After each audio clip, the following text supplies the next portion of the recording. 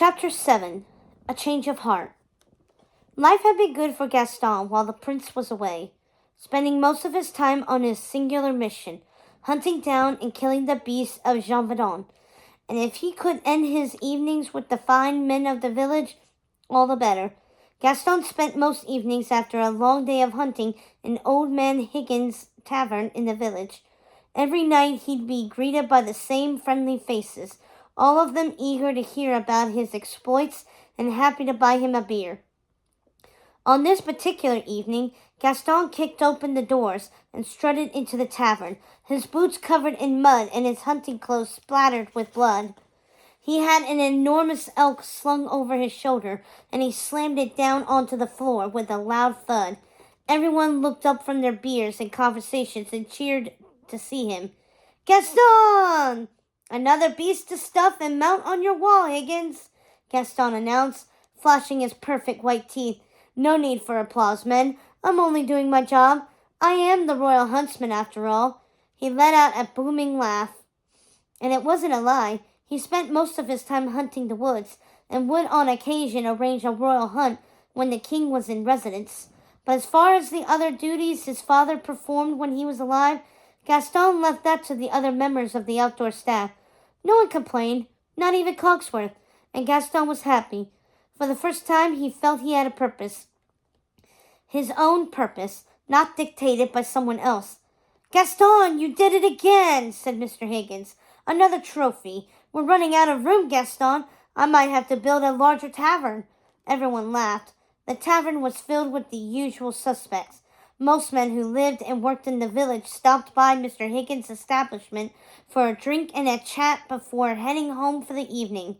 Gaston was happy he had made this his nightly ritual. The men treated him with respect and admiration. It really was the perfect place. "Here, Gaston, on the house," said Higgins, sliding a beer down to the length of the bar. Higgins had a talent for this, sliding it just the right way so it would stop just in front of his intended target. Gaston took the stain in his hand and raised it toward the company of men. "To the fine men of this village, and to those who have to put up with them," he said, laughing. "So, Gaston, any luck tracking down the beast of Gévaudan? Any signs of the wretched creature?" asked the baker, sitting at a nearby table. "No sign yet, my good man, but I pity the beast if it slinks back into our kingdom," said Gaston, finishing his drink and slamming the tankard onto the bar. "Oh, it will be back, no doubt about that. I heard it wiped out an entire village in one night in a kingdom not too far from our own. People around here are afraid to go out after dark again." And the milliner who was sitting with the baker. "An entire village, you say?" Gaston wondered if this could be true. He remembered stories the prince read to him about a coven of witches with an army of skeletons that attacked entire villages, killing everyone, including the children. That seemed a more likely cause than a lone beast, no matter how large it was. "Did anyone see the beast? Are you sure it was the beast of Gévaudan?" he asked. "Some say the beast travels with a pack of wolves, dire wolves an unusual size that, like the beast of Gévaudan, crave human blood now they've had a taste for it," said the gentleman who ran the bookshop. "This sounds like a story in one of the books you sell, old man," said Gaston, trying to play it off. But the man's words did haunt him, bringing the images of his father's death to the front of his mind, flashing before him like it was happening all over again. "Well, don't you fear, gentlemen. Be it 1 or 20, I will hunt every last beast I find until the end of my days, if that's what it takes to keep us safe," said Gaston. Just then a squat older man with a large bushy mustache and wild gray hair walked into the tavern holding a log in his arms. He was relatively new to the village, so Gaston didn't know him as well as the other men who frequented the tavern. "Have any of you seen the owls this evening?" said the man from the doorway, holding his log in his arms as if it were a baby. "Can't say we have, Maurice. Not many owls come in here," said Mr. Higgins, making everyone laugh. "Why do you ask?" Gaston didn't like the way Higgins was teasing this man, smiling at him cheekily and treating him like a fool. As far as Gaston could tell, he was an interesting character, perhaps a little eccentric, but some of his favorite people were. "The owls have been acting strange. Haven't you noticed?" the man asked, blinking at the confused faces looking at him. "And what do you have there, Maurice, that you are holding with such care?" asked Gaston, walking over to the man and motioning to his log. "This is my log, my first log. Can you believe it?" Maurice said, holding it out for him. "It looks like a very fine log," said Gaston, patting the log like one might pat a puppy on the head and smiling at the man. "No, I'm sorry. Let me explain. I've been working on an apparatus that chops wood, and today it actually worked," said the man with pride. "At least it worked until it exploded," said Higgins, interrupting him and causing everyone in the room to laugh. "It just needs a bit more tinkering," said Maurice, "and I'd better get back to it. Belle will be furious with me if I am late to dinner again. Goodbye, gentlemen." He rushed out, holding his log. "Say hello to the owls if you see them," said Higgins, laughing as the doors closed behind him. "Oh, leave him alone, Higgins. He's a harmless old man." "So what if he loves his log and thinks the owls are up to something?" said Gaston. Everyone laughed, which wasn't his intention, but he laughed too, despite himself. "He sure is an odd duck, that old man, and I don't think I've ever seen his daughter, Belle, without a book in her hand," said the baker. "She's in my shop almost every day," said the bookseller. "She's a very peculiar young woman," said the milliner, "not at all interested in hats." "That is very peculiar, but also rather intriguing," said Gaston, looking at the clock. "Gentlemen, it's time for me to go as well. Mrs. Potts will blow her top if I am late to dinner." He got up from his stool and headed over to the door, where he had his blunderbuss and bow propped up against the wall. The fact was, he had completely forgotten, until that minute, that he promised Mrs. Potts he would join her and the other servants for dinner that night. So he said his goodbyes, slung his blunderbuss, knapsack, and bow over his shoulder, and made his way through the village on the main path that led to the stone bridge that took him to the castle directly. Gaston didn't take the catacombs or hidden ways anymore. It didn't feel the same without the prince. And the memories of those places caused an ache in his heart for the days before his father died. Time had allowed him to forgive his friend for what happened that night. At least that's what he told himself. But the memory was still painful, and he wanted nothing more than to return to a time when this horrible thing wasn't between them. He still believed everything they had said to each other that day before Kingsley left for his tour, but he wondered how things would be between them after so much time. 2 years had felt like a lifetime, so much had changed. When he finally reached the castle, he went around the side to the back kitchen courtyard where he would find the servants' entrance.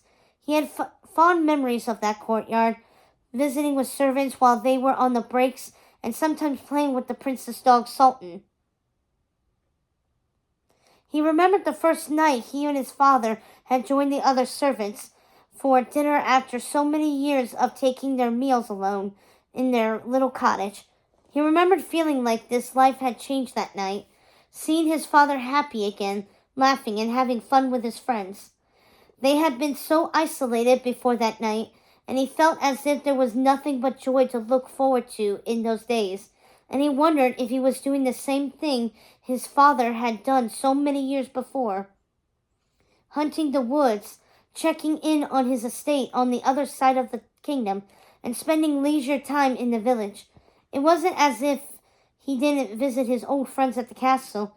It just wasn't as frequent since he started occupying his time with hunting the beasts.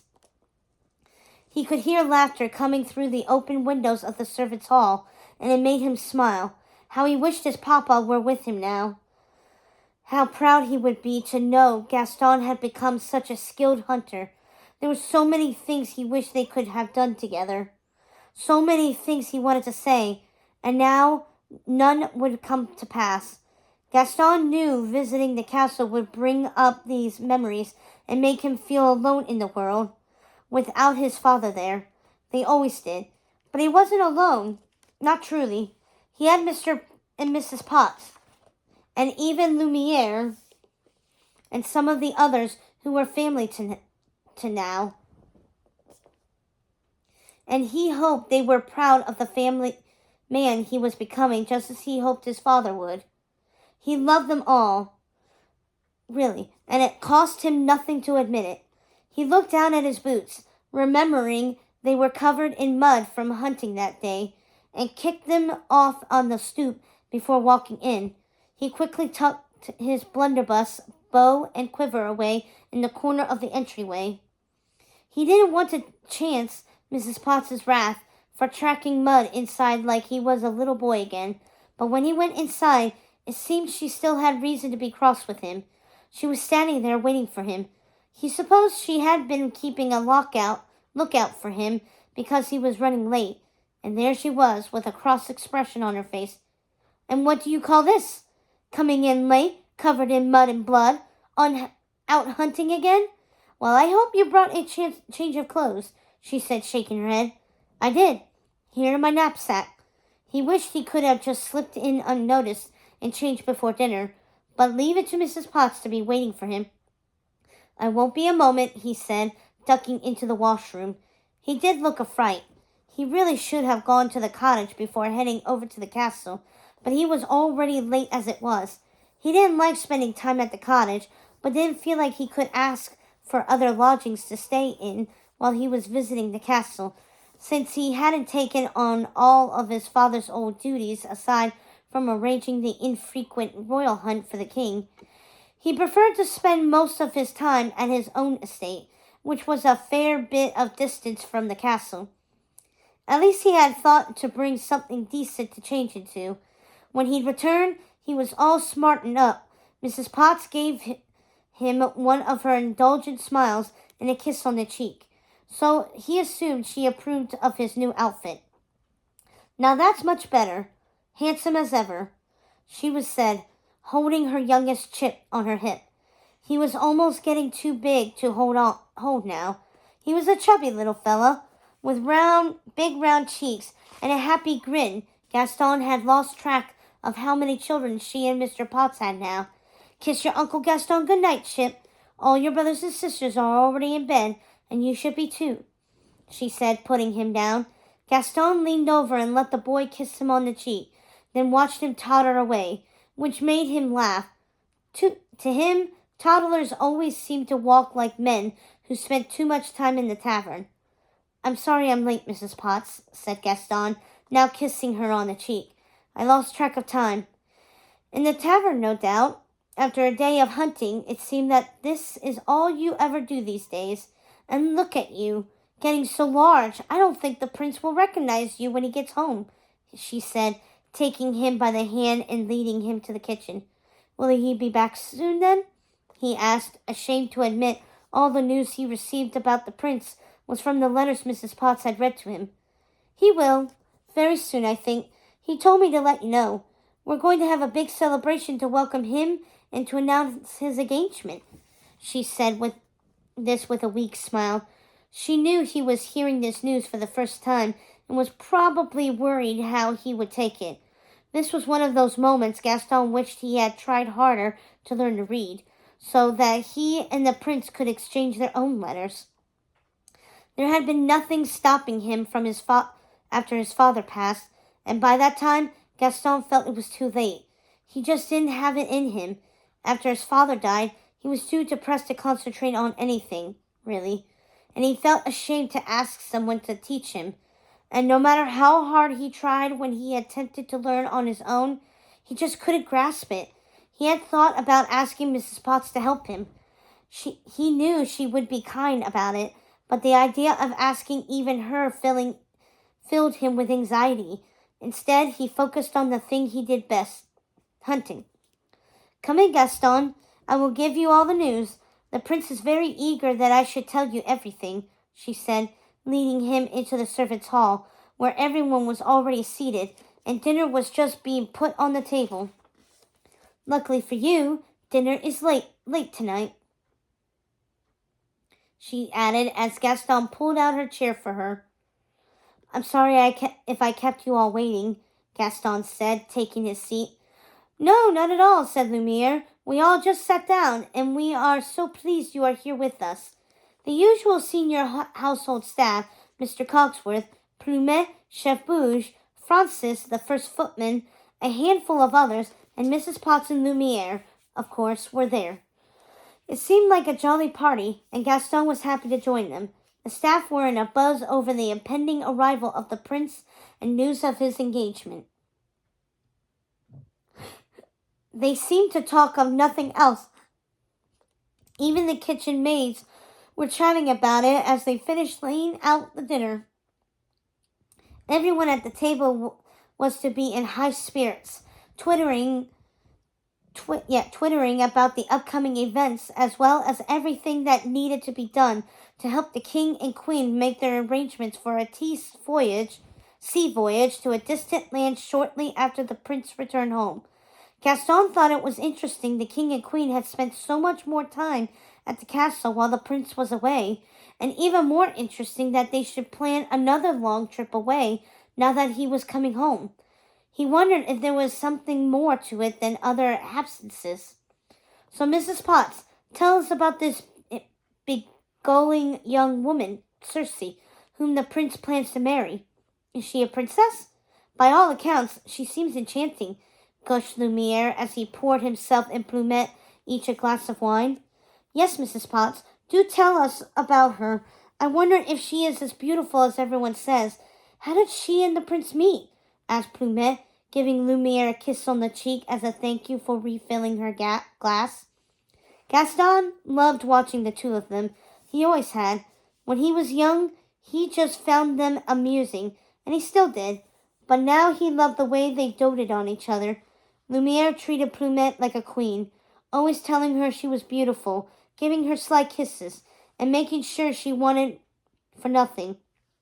It made him wonder how Kingsley and Circe would be with each other. Gaston hadn't even thought about courting anyone while the prince was away. He was too busy hunting the beasts. It never even occurred to him. He couldn't imagine what life would be like with a wife and a house full of kids, no longer free to do as he liked. When he looked to the future, wondering at the possibilities, he always imagined his life with Kingsley. The only other person who sparked the slightest bit of his interest was Belle, and that was because the comment the bookseller made in the tavern earlier that night about her obsession with books. Gaston hadn't known anyone more obsessed with them than him and Kingsley. That is aside from their old librarian, the poor, doomed fellow. But honestly, he had never paid her any mind until that moment. Well, if Kingsley had his future all planned out with this Circe, then maybe he should start thinking of finding someone too, as unlikely as it seemed. Yet Gaston knew no matter how his thoughts drifted, it was unlikely he would court anyone from the village, even if she loved books as much as he did.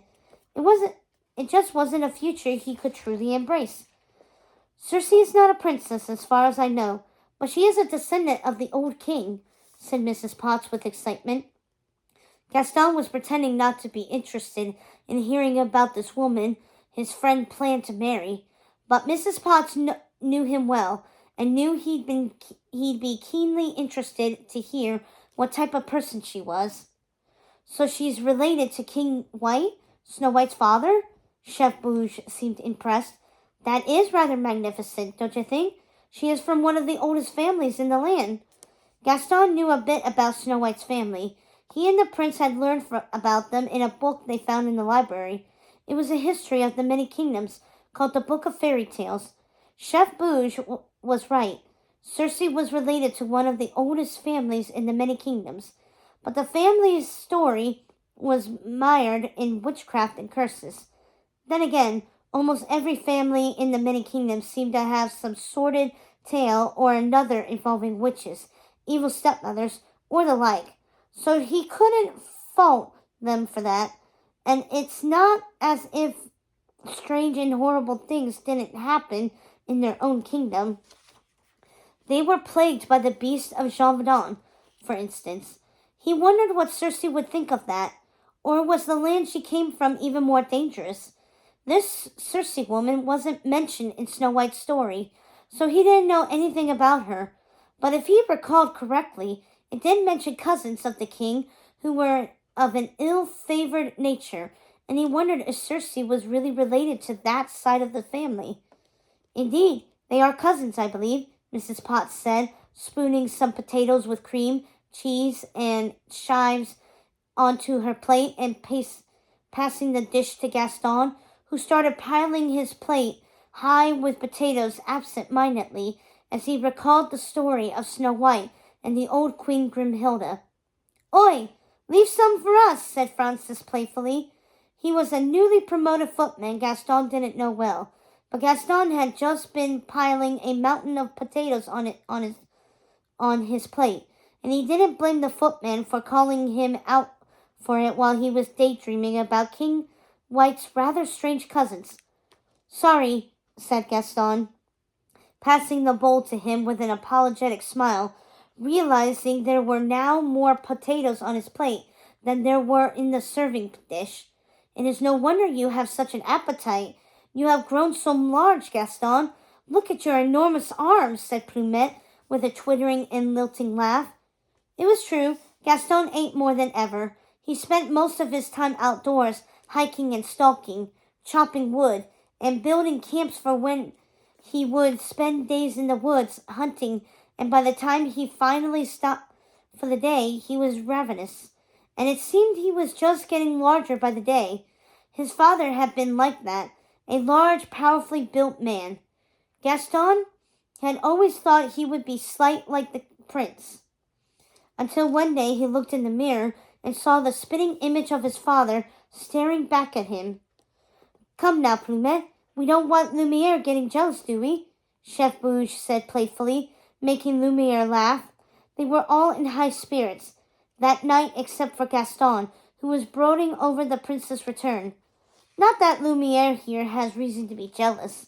He is one of the most handsome men I know," said Gaston, taking some roasted meat from the platter and putting it beside the mountain of potatoes. "Doesn't this Circe have rather odd sisters, though? I heard they're very peculiar and have an ill-favored look about them. Do you think Circe is quite suitable? I mean, just because she is a distant cousin of the old king, I wonder if that makes her a worthy choice. And who are her parents exactly?" "That's what I would like to know," said Plumette. Gaston wanted to know as well. It was starting to seem very likely Circe was a sister to the rather odd sisters whom Gaston had read about in Snow White's story, and if it were true, he had to wonder if Kingsley had put it together. "I heard Circe and her sisters won't reveal who their parents are. I'd say it's a mystery if I ever heard one. For all we know, she's a poor farm girl," said Francis. "Weren't you a poor farm boy before you came to work in this house?" asked Lumiere. "I'm not going to marry the prince. She is." "What do we really know about her?" asked Francis, eyeing Gaston and his pile of potatoes. "That will be enough gossip, I should think," said Mr. Cogsworth, giving Francis the side eye. This wasn't the sort of talk Mr. Cogsworth encouraged. In fact, he usually made it clear he found it distasteful and disrespectful. As far as he was concerned, it wasn't their place to speculate on such things. Apparently, the king and queen approved, or they wouldn't be holding a ball to celebrate the engagement.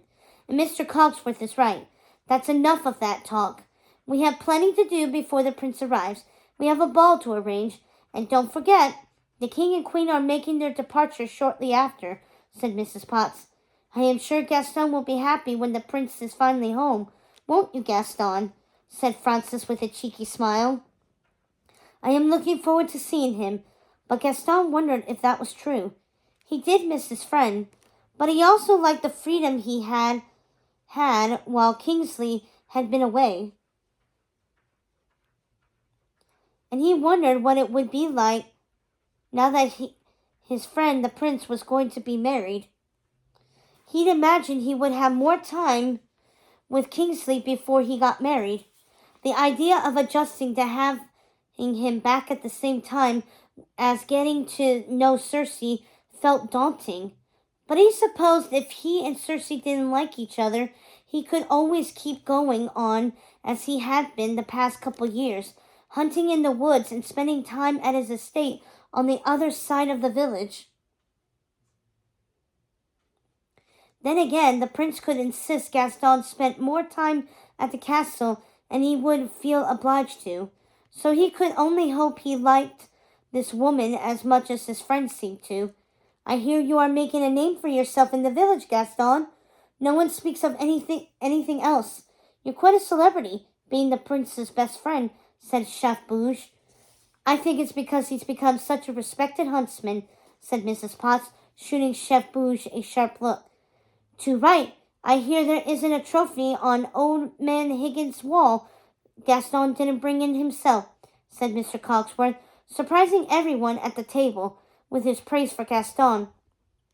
Though it had been years since Mr. Cogsworth shot him disapproving looks, he never outright praised Gaston either. It seemed Mr. Cogsworth had stopped thinking of him as the little boy who tracked mud into the castle and was a bad influence on the prince. But it doesn't hurt to be the prince's best friend, does it? Said Chef Bouge, laughing heartily. If you have something to say, Chef Bouge, some sort of grievance you'd like to take up with me, then I suggest you come out with it. Perhaps you think I am taking advantage of my friendship with the prince and using it as a way to become popular with the villagers? If that is the case, then I'd appreciate it if you'd say so. Gaston was looking this man straight in the eye with a face full of fury. He could see he had taken Chef Bouge aback. I have no grievance with you, Gaston. I assure you, I meant nothing by it. I am sure everyone in the village sees your qualities just as we do, said Chef Bouge, looking a bit startled by the exchange. Gaston could tell the man was being honest, and felt bad for trying to call him out. The fact was, Gaston wasn't sure if the man loved him for himself or because it was well known he was friends with the prince.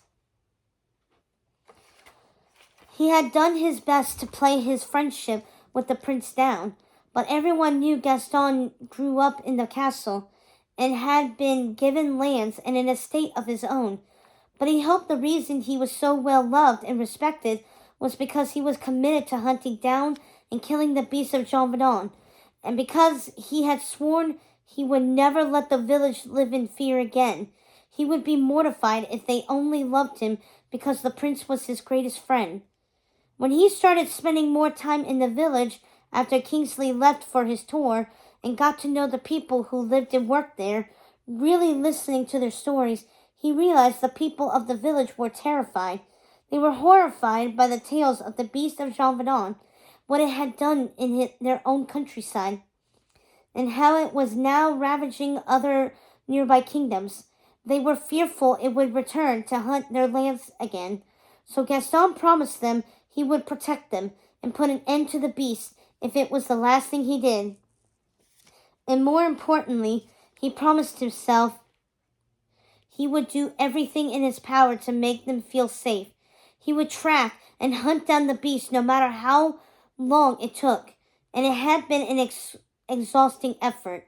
The day after Gaston's father had been killed, all the outdoor staff had gone searching for the beast's body, hoping it had been mortally injured and just gone off somewhere in the woods to die.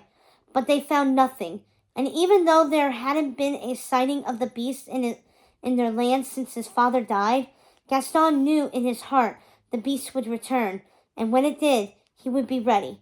He promised himself he would avenge the death of his father, and he swore this was a promise he would not break. I'm sorry, Chef Bouge. Please forgive me. I fear I have something else pressing on my mind that clouded my judgment. I know you meant well, said Gaston. We have all been guilty of that on occasion, Gaston. Not to worry, said Chef Bouge, looking like he was more at ease. Dinner went on much as it started, everyone in good spirits, laughing and sharing stories, and wondering what the prince's intended would be like. Gaston did his best to join in the conversation, but he was distracted. He wondered if he even wanted to be there for Kingsley's return. Now that the prince had Cersei, Gaston didn't see a place for himself at the castle. Not that he spent much time there anyway, but he had imagined, before he heard of Kingsley's engagement, he would be there more often. Maybe he would go back to his estate and stay there for a while, see how things were going, and give the two lovebirds time to settle in without Gaston being there to distract them. Before he realized, it had gotten quite late, and everyone was saying good night and making their way upstairs to their bedrooms. Gaston decided there was no sense in trying to make his way back to his estate this time of night, and resigned himself to sleeping in his old cottage that evening and heading home the next morning. Gaston, would you join me in my sitting room before you go? I would like to talk with you, said Mrs. Potts gently, leading Gaston out of the servants' hall. He knew she must have something important to discuss because she closed the door behind them, and she had a rather serious look on her face. It was his fault, really. He had looked sullen and vexed all through dinner, and he had snapped at poor Chef Bouge, so he knew he was about to get a lecture, and he knew he deserved it. He told himself that the poor fellow deserved another apology, and was planning to do just that the moment Gaston could find a moment alone with him. Sit down, dear. I want to know why you haven't been spending more time at your estate. The prince gave you lands and a home of your own, but you seem content to leave it all to your agent and staff there. I don't have a staff. Are you kidding, Mrs. Potts? If anything, it's a glorified hunting lodge. By all accounts, it would seem you are spending all your time in these woods hunting and camping, and I think I know why. Everyone does. But it has to stop, Gaston. It really does, she said, taking him by surprise. This wasn't the conversation he was expecting. He thought for sure she was going to tell him to stop sulking about the prince getting married. Some sort of speech about how all princes should marry one day, how it's their duty, and so forth. He wasn't expecting this. I don't understand. Oh, I think you do, my boy. You're still hunting the beast of Jean Vedon. The creature hasn't been seen since your father died, she said, putting her hand on his. That's not true. People in the village say it's been seen in other parts of the countryside, in other kingdoms. They're scared out of their wits. I'm sorry, Gaston. I hate to say it, but sometimes people in the village can be a bit ignorant. Is that what you were going to say? He asked, feeling a bit annoyed with her. No, I was going to say superstitious. And they're not what you would call open-minded. But that's another topic altogether.